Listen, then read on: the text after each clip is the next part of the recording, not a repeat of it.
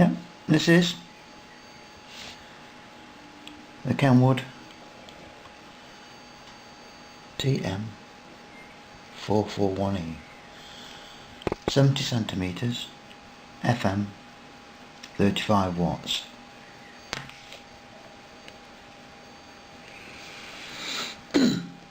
This was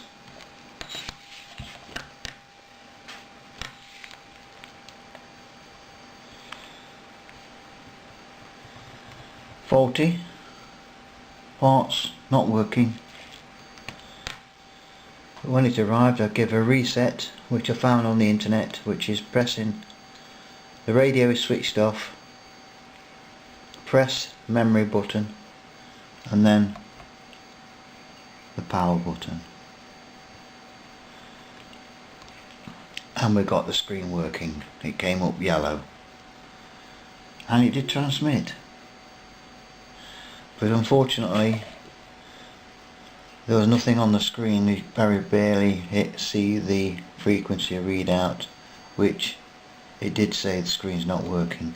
But I did find a site and retranslated it. It was in German, and apparently it's the pins at the back of the LCD which I've done, but the squelch is worn out. Pot, got to take that off and redo that, so I'll show you how the pins were adjusted to get the LCD working again. The reset sometimes doesn't start immediately. You have to do it 2 or 3 times, and then all of a sudden it jumps up and there's the frequency and everything else, the bar graph. Nice little neat radio.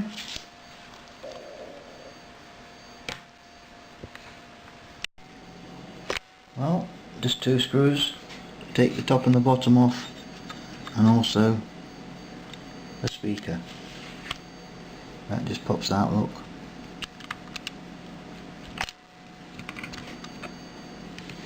Now the front just pops off by being very careful. They're very tight. You've got to just ease that one a little bit, then that one there, and then just move it a fraction, go down the bottom, do the same there, and just work it off a little bit at a time, just a little bit. Just get them like that, as I said, they're very tight, and then just wiggle it off. It will come off without taking the knobs off, but the knobs will have to eventually come off, or the next stage is taking the knobs off.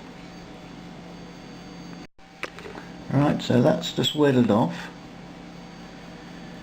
Now we'll stand it up on its heatsink towards me and just gently prise those knobs off. I use something just at the back and just keep going around different sides of the knob and just pushing them up while just wiggling them with my hand fingers. Don't just pull them up like this. What needs to come off now is that nut, or whatever you call that, holding the. This is what we do, okay, is be careful. You can do it by 2 hands but not 1. So a pair of pliers on there, just only a little bit at a time, because this end, the right end, will catch that corner there and break it. And then of course just that nut that's there on the frequency change switch. So when you've took that nut off and that nut off, you're going to turn the radio upside down Don't put your fingers on that LCD, but just stop this part, which is loose. Look, you see it's loose. You're going to turn it upside down so that the screen will be facing downwards, but when you turn it over, hold all this in place by maybe just a couple of fingers, your hand, because if you lift it up now, that will drop out and those will drop out, and when you put it back together you have to do it the same way. Is hold this facing downwards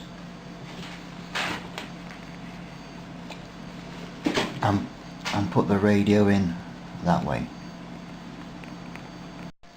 Well, there it is, screen display, and as you see, all those loose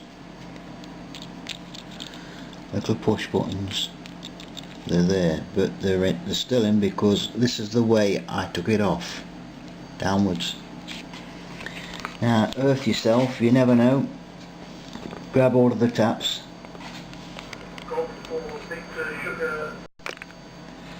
so grab hold and earth yourself, just in case you might just accidentally touch something that's got memory in it.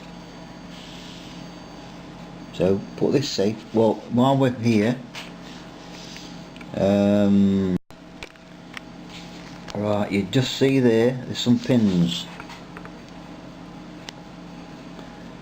and with it rocking about, possibly mobile, whatever, you see them, look.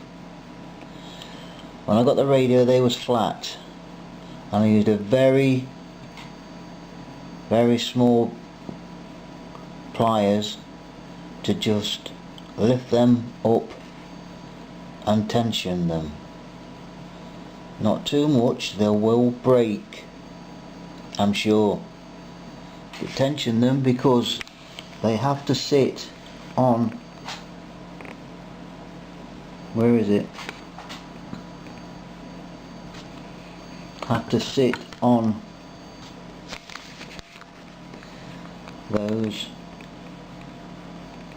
on the circuit board precisely, so don't bend them to one side, they will not hit those. And then the LCD, if it wasn't working before, it will work. That's all it is. There is a blog on the internet that shows you how to, because that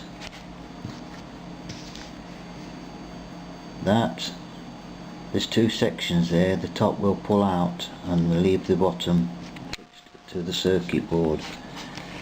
And what the guy did on the internet was to those pins, he actually soldered them permanently on there. Then of course you've got to find, when you put the whole lot back on again, you've got to find how to, no, I wasn't going to do that. So right now I've showed you how to do that. Maybe your SQUELCH is working, this one isn't. Oh, it does work, but it's flopping about, look. So I'm going to drop the front, more of the front, and see if I can repair that. Whew. Wish me luck. So you've got that idea, those pins, you see them?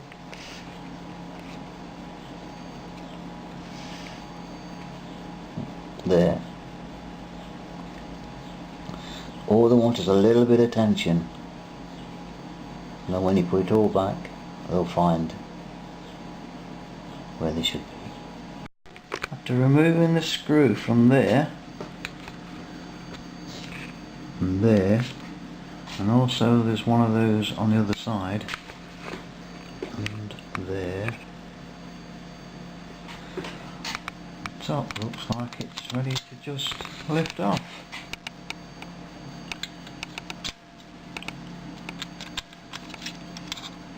Voila! Oh, that was nice. Now I can see and maybe flip the top on that squelch and maybe look inside, see what the problem is.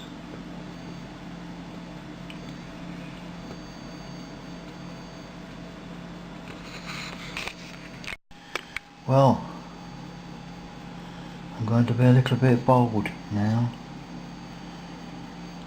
I'm going to take that screw out there, look, and drop the whole front, which seems to be more pins.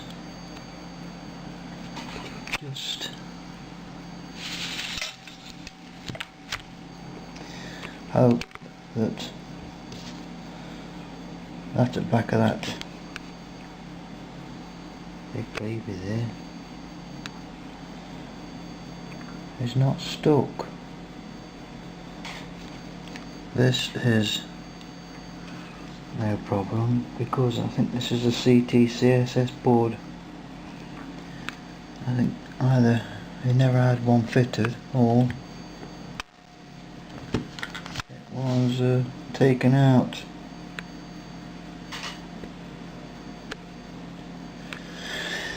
So there we go.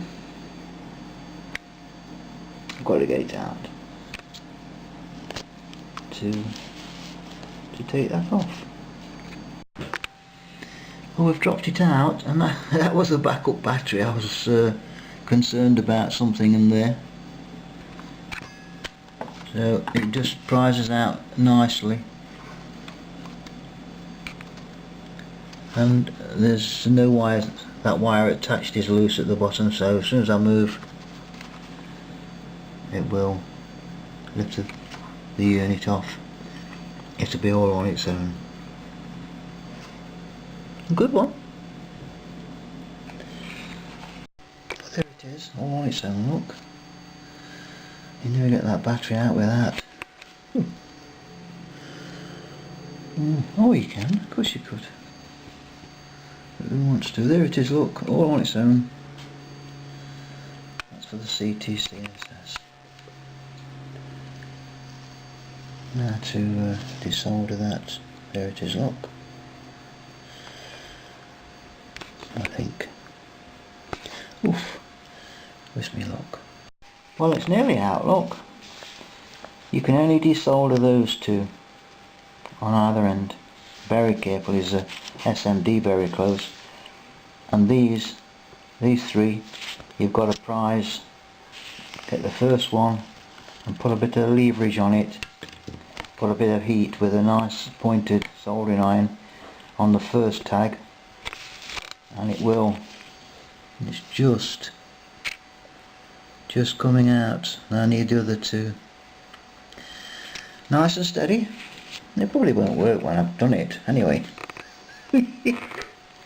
It's kept me active today, hasn't it? Decided to leave the pins because the solder runs all the way through the board, and I can just get those 4 lugs straightened out, take the top off,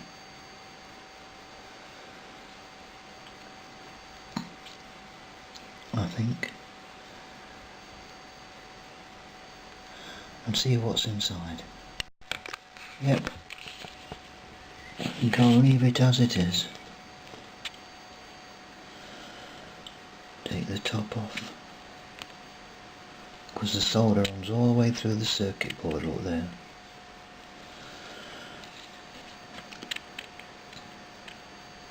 We'll try that.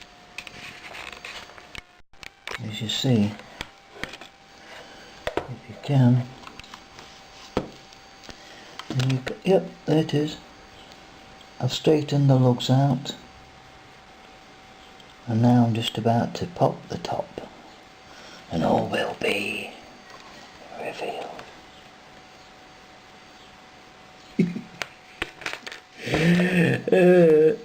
put it all back together again. It won't.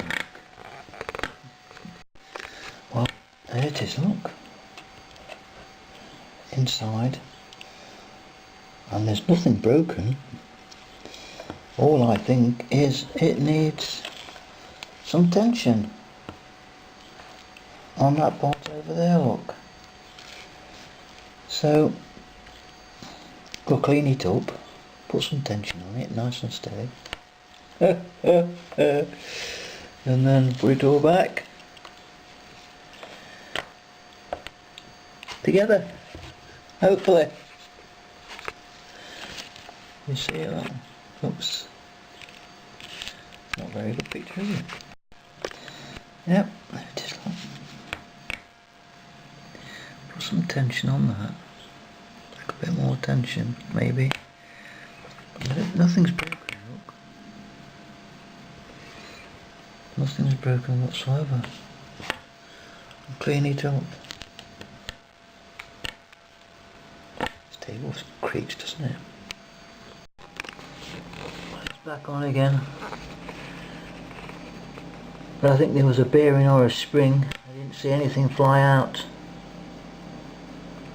That's missing inside, I think. I've tightened those bottom lugs a little bit better than there was before to get it closer, and I have put some tension on, not too much. I haven't put too much solder on the back in case it's got to come off again, but in my dreams maybe. Well, there's the part it's got to go back onto. Look, there's only, that's from that regulator, and that's just straight through the board. So we'll stick it back on, and cross your fingers. Well, it still works. Yeah, I've got to be very careful, they're very touchy. Right, so volume's on. We've got no aerial in because we don't need it, we're just testing the sound. Right, so the squelch works. Turn the volume down a bit. Right. So there you go. 7.3!